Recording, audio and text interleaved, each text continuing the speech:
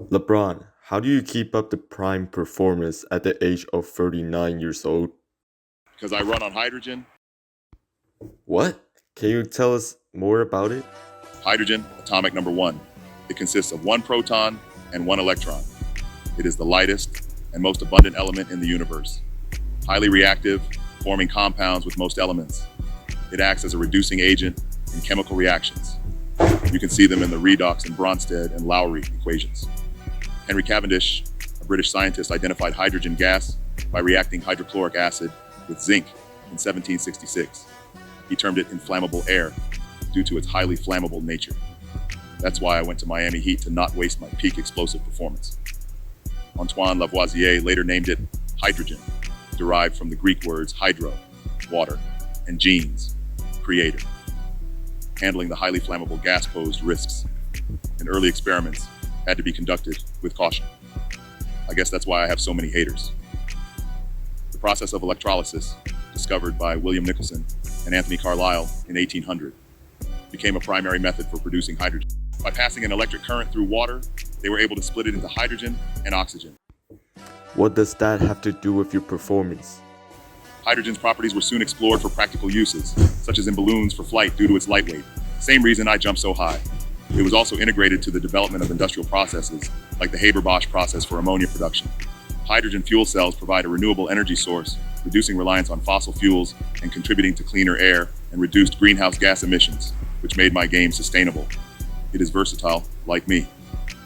Used in refining, chemical production, and manufacturing, hydrogen has broad industrial applications, improving efficiency and productivity. However, hydrogen's flammability poses risks, leading to injuries if not handled properly. Communities near industrial hydrogen plants might face higher risks of exposure to potential leaks and accidents, often impacting regions around the area. In history, there are people trying to harness power of hydrogen, also known as a hydrogen bomb. It emerged during World War II. It is based on nuclear fusion, where light atomic nuclei combine to form a heavier nucleus, releasing enormous amounts of energy. It really influenced the game.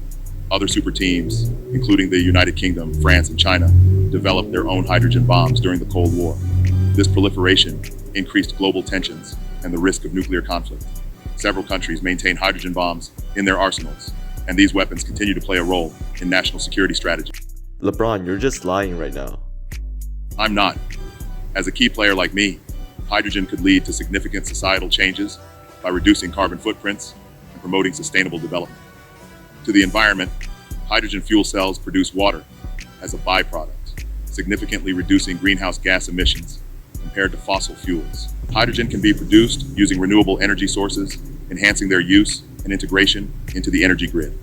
Traditional hydrogen production methods, such as steam methane reforming, emit significant amounts of CO2, contributing to environmental pollution.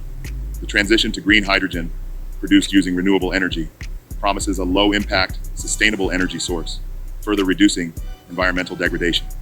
Reduced reliance on fossil fuels and lower emissions can lead to healthier ecosystems and improved biodiversity. Large-scale production of green hydrogen requires extensive renewable energy installations, which can impact land use and ecosystems. However, careful planning and environmental assessments are necessary to minimize the ecological footprint. Oh, and the process of electrolysis requires water, so it might be an option to use the seawater. Electrolyzers and fuel cells require critical materials like platinum and iridium. Sustainable sourcing and recycling of these materials are essential to avoid resource depletion and environmental damage. We are currently working on that. LeBron, Hydrogen will be beneficial to the community. Right now, there are many rural and remote areas that do not have access to energy. Hydrogen energy is clean and sustainable. Definitely a good option for those areas. Global cooperation and sharing of best practices are vital for developing a sustainable hydrogen economy. International standards and regulations can facilitate the safe and efficient deployment of hydrogen technologies. Besides that, we should organize community workshops and seminars to inform the public about hydrogen's benefits and risks. I already did in Akron. Students should learn about it also.